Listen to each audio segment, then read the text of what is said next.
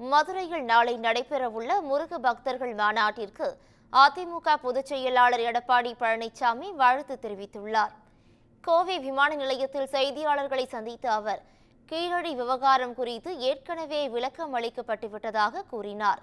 ஒவ்வொருவரும் அவரவர் விரும்புகின்ற கடவுளை வணங்குவது ஜனநாயகத்தின் உரிமை எனவும் மதுரையில் நடைபெறவுள்ள முருக பக்த மாநாட்டிற்கு வாழ்த்துக்கள் எனவும் தெரிவித்தார்.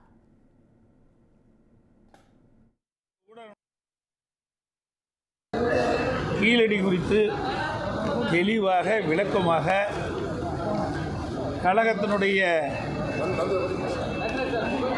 ஒலிபரப்பு துணை செயலாளர் அவர்கள், முன்னாள் அமைச்சர் திரு பாண்டியராஜன் அவர்கள் விளக்கமாக கீழடி அகழ்வு ஆய்வு குறித்து தெளிவான பதிலை கொடுத்துருக்கோம். மீண்டும் என்ன பதில் கொடுக்கணும்?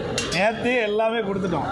ஒவ்வொரு அமைப்பும் அவர்கள் விருப்பப்படுகின்ற தெய்வங்களை வழிபடுவது ஜனநாயகத்தின் உரிமை.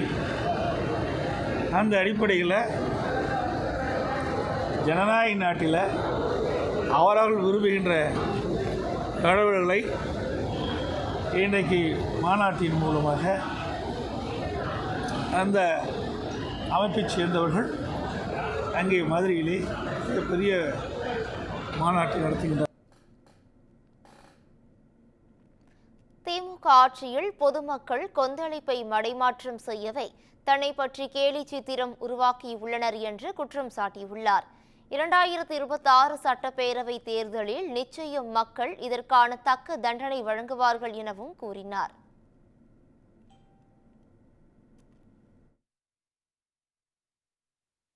திராவிட முன்னேற்ற கழகத்தை பொறுத்த வரைக்கும் மக்களிடத்தில் மிகப்பெரிய கொந்தளிப்பு ஏற்பட்டிருக்கின்றது.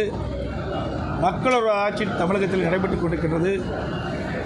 அதையெல்லாம் மறைப்பதற்காக, மடைமாற்றம் செய்வதற்காக இப்படி கேலி சித்திரங்களை வெளியிடுவது, அவதூறு செய்திகளை வெளியிடுவது வாடிக்கையாக கொண்டு இருக்கின்றார்கள்.